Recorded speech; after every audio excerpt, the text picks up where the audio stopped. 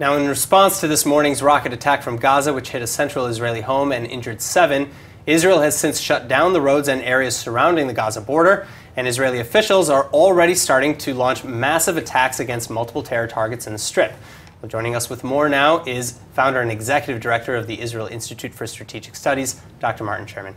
Dr. Sherman, thank you so much again for coming in. Thank you for the invitation.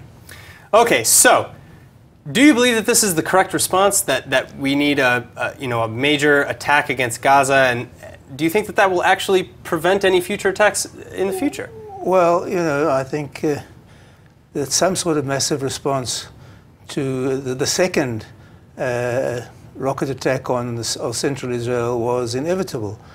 But I think the jury's still out on what this is a prelude to. We've already had 3 massive attacks on Gaza in the last 12 years or so, and they've all been indecisive. There's been no decisive military campaign against Gaza. And so it depends what the aims of this operation are. If the aim is to, say, debilitate their military capabilities, is that possible? What we've seen after every round of fighting is that the military capabilities have increased. When Israel pulled out of Gaza in 2005, no one ever imagined that they would have the capabilities that they have today with the tunnels and rockets reaching central Israel. No one imagined that. And, I said before that it was Einstein who once said that you can't solve a problem with the level of thinking that created it. And clearly what created the problem in Gaza is the ill-advised attempt to foist self-determination on the Gaza Strip. And I think after a quarter of a century of death and destruction and tragedy and trauma for both sides, the time has come to jettison this idea and try something else.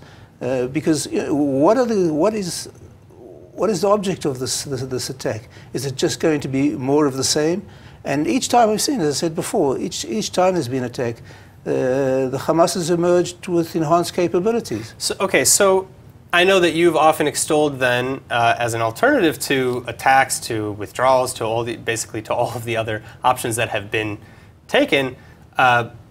You've consistently said that we need to incentivize immigration. Why do you believe that that's not as popular a decision as I don't think it's been marketed correctly. The only way that Israel can determine who rules Gaza is to rule it itself. The only way it can rule Gaza without ruling over another people is by removing other people, by finding a way to provide the non-belligerent population with more secure and more prosperous life elsewhere in third-party countries.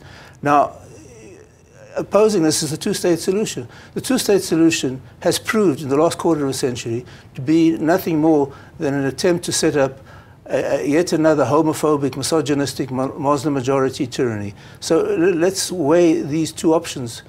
On the one hand, homophobic, misogynistic, Muslim-majority tyranny. On the other hand, finding better lives and more secure lives for non-belligerent Palestinians elsewhere. What sounds the more preferable option? I don't even think it's a contest between the two. The problem is that Israeli officialdom has fallen victim to political correctness and hasn't really addressed the problem, in my opinion, in the way that the national interest demands. All right. Well, we do know that at least President Trump has given his support initially for the airstrikes that Israel is currently conducting. But airstrikes on their own are pointless. Yeah.